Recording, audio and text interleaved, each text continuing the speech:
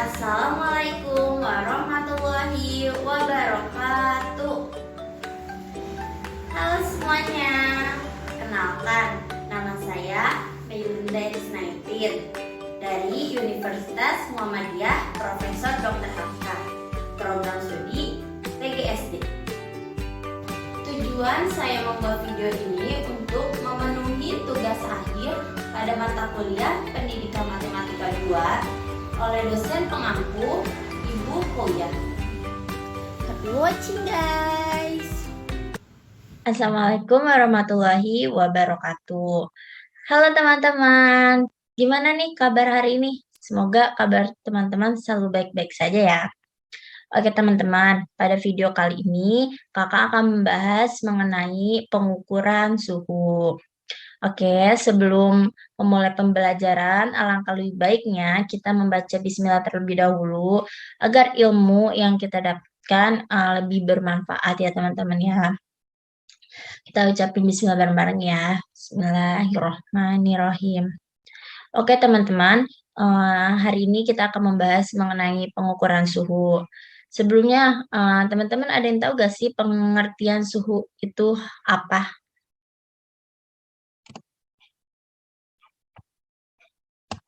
Nah, ini dia teman-teman. Pengertian suhu adalah besaran yang menyatakan derajat panas atau dingin pada suatu benda dan alat yang digunakan untuk mengukur suhu adalah termometer, teman-teman. Jadi suhu itu sebenarnya ada di sekitar kita, teman-teman. Pada ruangan ini pun atau di ruangan teman-teman pun memiliki suhu tersendiri dan alat yang digunakan itu termometer, teman-teman. Nah, suhu itu pun memiliki banyak macam skala loh teman-teman. Ada apa aja sih skala suhu itu? Nah, ini dia. Skala suhu itu ada 4 macamnya teman-teman. Yang pertama ada skala Celcius, skala Fahrenheit, skala Reaumur, dan skala Kelvin. Pada masing-masing skala ini mempunyai titik beku dan titik didihnya masing-masing teman-teman. Untuk skala Celcius memiliki titik beku dan sudah ditetapkan itu 0 derajat Celcius. Dan untuk titik didihnya itu yang telah ditetapkan itu 100 derajat Celcius teman-teman. Nah, skala Celcius ini biasa digunakan di Indonesia atau hampir di seluruh dunia itu menggunakan skala Celcius teman-teman. Dan untuk skala Fahrenheit memiliki titik beku yang ditetapkan itu sebesar 30 derajat Fahrenheit. Untuk titik didihnya itu sebesar 212 derajat Fahrenheit. Nah, kalau skala Fahrenheit ini biasa digunakan di negara Kanada, Inggris, dan di negara Eropa lainnya. Untuk skala Reaumur itu memiliki titik beku air yang ditetapkan itu sebesar 0 derajat Reaumur. Dan untuk titik didih air yang ditetapkannya itu sebesar 80 derajat Reaumur, teman-teman. Untuk skala Kelvin memiliki titik beku air sebesar 273 derajat Kelvin. Dan titik didihnya itu 373 derajat Kelvin. Dan demikian suhu 0 derajat Kelvin itu sama dengan min 273 derajat loh teman-teman. Itu tuh kalau misalnya ada suhu nyampe segitu tuh itu tuh pasti dingin banget teman-teman. Karena itu udah min 273 derajat Celcius teman-teman. Oke, selanjutnya kita akan membahas mengenai rumus konversi suhu. Suhu itu pun bisa dikonversi loh teman-teman. Konversi itu merupakan kita tuh bisa merubah ya teman-teman, bisa merubah skala dari Celcius. Contohnya dari Celcius ke Reaumur, dari Celcius ke Fahrenheit, dan Celcius ke Kelvin. Untuk merubahnya itu kita membutuhkan rumus teman-teman. Nah ini dia yang kakak tampilkan pada sekarang itu adalah macam-macam rumus suhu untuk kita mengkonversikannya. Nih semua yang ada di tabel ini adalah rumus-rumusnya ya teman-teman. Untuk lebih memahami bagaimana sih cara untuk mengkonferensikan suhunya, nanti di akhir video ini kita akan membahas latihan soal ya teman-teman. Nextnya kita akan membahas mengenai alat pengukur suhu. Nah, pada slide pertama itu kan alat untuk mengukur suhu itu ada termometer ya teman-teman. Tapi termometer itu pun memiliki banyak macamnya loh teman-teman, bukan hanya satu saja. Untuk teman-teman yang ingin mengetahuinya, kita simak saja ya. Nah, ini dia teman-teman. Yang pertama itu ada termometer laboratorium. Termometer laboratorium ini biasa digunakan di laboratorium ya teman-teman. Biasa digunakan untuk praktik, untuk uji coba gitu teman-teman. Untuk teman-teman jika ingin melihatnya itu bisa ingin melihat langsungnya itu ada di laboratorium teman-teman. Nah, ini dia contoh termometer laboratorium. Nah, nextnya itu ada termometer klinis. Termometer klinis ini biasa digunakan di dunia kedokteran, di dunia medis, teman-teman. Biasa digunakan oleh dokter untuk mengecek suhu tubuh pasiennya, gitu, teman-teman. Nah, selanjutnya ada termometer ruangan. Termometer ruangan ini untuk mendeteksi atau mengetahui suhu ruang yang ada di sekitar teman-teman nih. Tapi termometer ruangan ini biasa digunakan di negara yang memiliki 4 musim, teman-teman, untuk mengetahui suhu yang ada di sekitarnya. Gitu. Nah, nextnya itu ada termometer digital. Termometer digital itu hampir sama kayak termometer klinis ya teman-teman. Biasa digunakan untuk mengukur suhu tubuh manusia juga. Mungkin teman-teman di rumah ada yang punya ya termometer klinis seperti ini. Oke, selanjutnya ada termometer inframerah. Termometer inframerah ini pada masa pandemi sekarang itu sudah familiar banget ya teman-teman ya, sudah di mana-mana itu sudah menggunakan termometer inframerah ini. Bahkan kita untuk memasuki mall atau memasuki bank atau memasuki apapun itu sekarang kan kita harus dicek suhunya menggunakan termometer inframerah ini. Nah, untuk termokopel itu adalah alat pengukuran suhu untuk mengukur suhu dalam jangka yang lebih luas lagi gitu.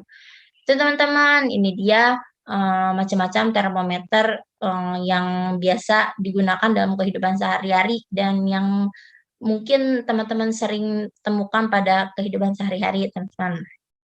Nah, nextnya itu kita akan membahas mengenai faktor yang mempengaruhi suhu. Suhu pun ada faktornya loh, teman-teman, kenapa bisa terjadi adanya suhu itu. Nah, yang pertama itu ada pengaruh tempat, yaitu daratan atau lautan. Karena suhu di daratan atau lautan itu berbeda, itu akan mempengaruhi faktor suhunya itu. Nah, yang kedua itu ada dipengaruhi secara tidak langsung oleh pembawaan angin. Misalnya teman-teman kayak misalnya di tempat Kakak ini sedang terjadi hujan, maka suhu yang Kakak rasakan itu dingin. Nah, sedangkan jika di tempat teman-teman itu sedang tidak hujan atau sedang terik, itu suhunya akan lebih panas. Nah, itu mempengaruhi suhu juga. Jadi mungkin setiap daerah atau setiap tempat itu berbeda-beda, teman-teman. Dan yang ketiga itu ada sudut datangnya sinar matahari. Ini pengertian pun hampir sama mengenai seperti dipengaruhi secara tidak langsung oleh pembawaan angin.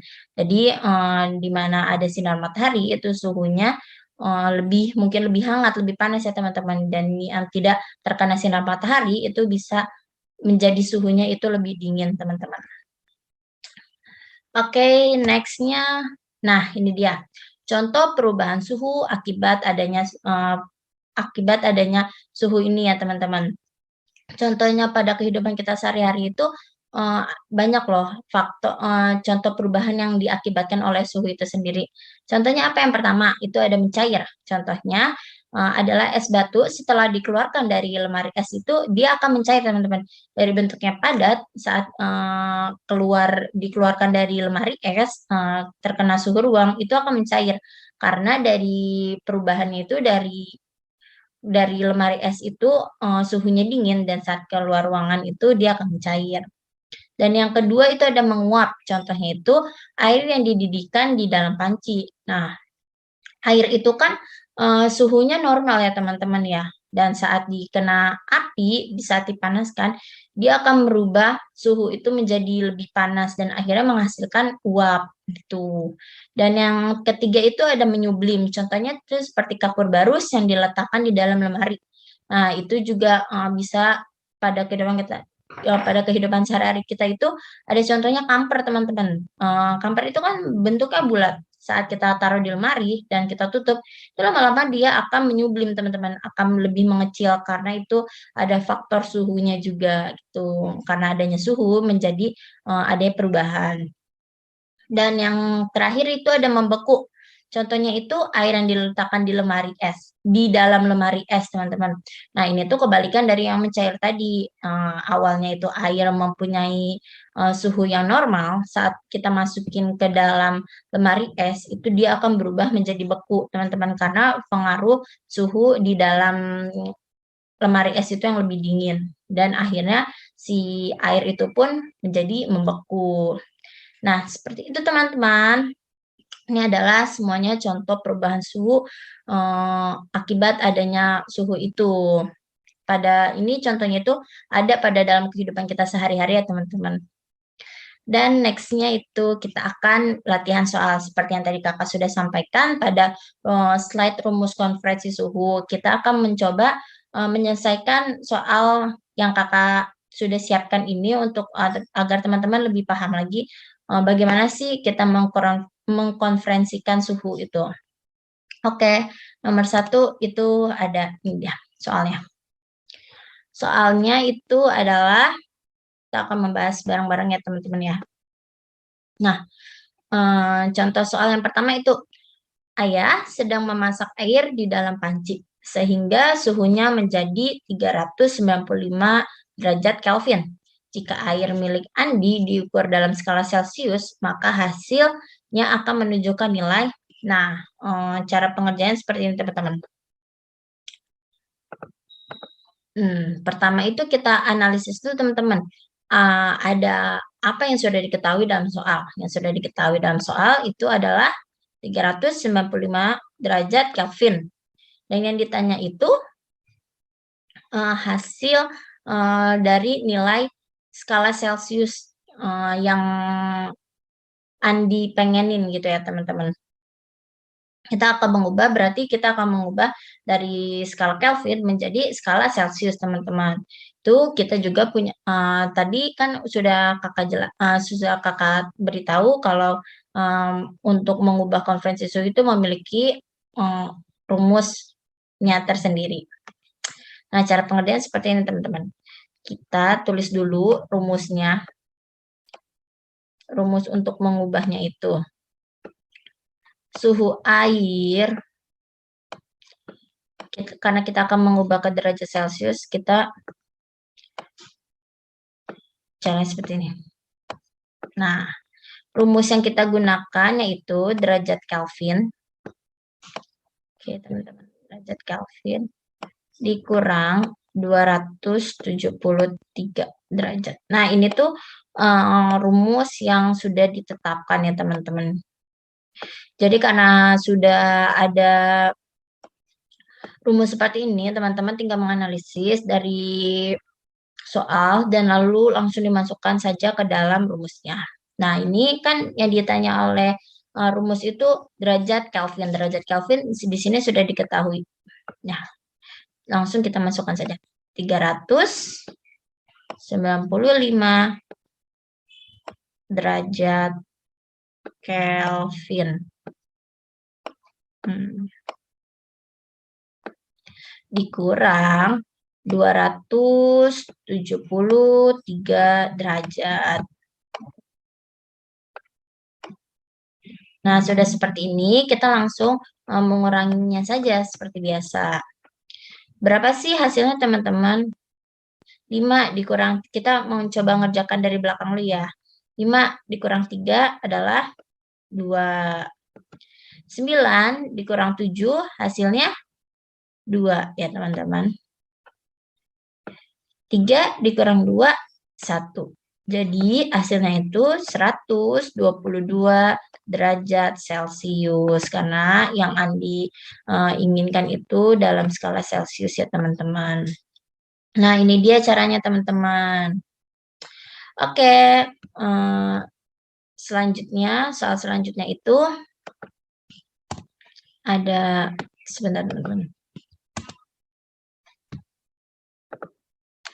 Nah, ini dia. Soal nomor 2 ya teman-teman. Soal nomor 2 itu ada Ayu ingin mengukur suhu udara menggunakan termometer, di mana hasilnya menunjukkan nilai 30 derajat Celcius. Lalu Ayu ingin mengabarkan suhu tersebut pada temannya di Amerika. Standar suhu yang digunakan di Amerika itu adalah derajat Fahrenheit ya teman-teman. Ayu memutuskan untuk melakukan konferensi suhu udara. Hitunglah berapa derajat suhu udara di sekitar Ayu dalam ukuran derajat Fahrenheit. Nah, Ayu ini ingin mengubah dari derajat Celcius menjadi derajat Fahrenheit ya teman-teman. Dan itu pun memiliki rumusnya juga. Seperti yang tadi sudah kakak beritahu. Caranya masih sama, kita menuliskan suhu, menuliskan rumus suhunya terlebih dahulu. Apa yang ingin diubahnya teman-teman? Suhu derajat Fahrenheit. Karena Ayu ingin mengubahnya ke dalam bentuk derajat Fahrenheit. Rumusnya itu ada 9/5 derajat Celcius. Maaf ya teman-teman. Seperti itu. Ditambah 32 derajat. Nah, ini adalah rumus yang sudah ditentukan. Jadi, saat teman-teman sudah mengetahui rumusnya, teman-teman bisa langsung memasuki saja angka yang sudah tertera pada soal ini, teman-teman. Nih, angka yang diketahui itu kan nilai derajat Celciusnya. Jadi, nanti kita langsung masuki saja. Seperti ini contoh pengerjaannya ya, teman-teman. 9/5 derajat Celcius. Maaf, rada kecoret teman-teman. Nah, ini kan derajat Celcius. Derajat Celcius yang sudah diketahui itu ada apa sih? Ada berapa angkanya? Nah, ini yang sudah diketahui adalah 30 derajat Celcius. Jadi, kita langsung masukkan saja sini 30. Bentar. Dan ditambah 32 derajat. Karena ini sudah rumus ketentuan. Nah, cara pengerjaannya itu seperti ini. Kita mengerjakan dulu yang dari depannya, teman-teman. Dari depan ini, ada yang bisa dicoret nggak? Nah, ini 5 dengan 30 itu bisa dicoret, teman-teman. 30 dibagi 5 itu hasilnya 6. Nah, setelah ini tinggal dikalikan saja. 9 dikali 6. Nah, seperti itu. Hasil perkalian ini ditambah 32 yang menghasilkan hasilnya itu 86 derajat Fahrenheit. Nah, ini dia hasilnya teman-teman. Untuk cara pengerjaannya juga seperti ini. Gitu. Oke, teman-teman. Ini adalah pembahasan contoh soal yang sudah kakak berikan, dan tadi kita sudah membahas dari mulai pengertian, skala, alat ukurnya, dan contoh pada kehidupan sehari-harinya itu seperti apa. Nah, selanjutnya, semoga teman-teman paham apa yang sudah kakak sampaikan, dan semoga ilmunya bisa bermanfaat. Nah, ini kita sudah sampai di akhir video. Karena kita sudah mengakhiri pelajaran ini, kita ucapkan alhamdulillah terlebih dahulu agar ilmunya bisa menyerap ya teman-teman. Kita ucapkan alhamdulillah bersama-sama. Alhamdulillahirabbil alamin. Sekian video yang bisa kakak sampaikan. Semoga bisa bermanfaat dan semoga mudah dipahami. Kurang lebihnya mohon maaf. Terima kasih sudah menonton video ini. Mohon maaf jika ada kesalahan kata. Wassalamualaikum warahmatullahi wabarakatuh. Ya teman-teman, sampai jumpa lagi.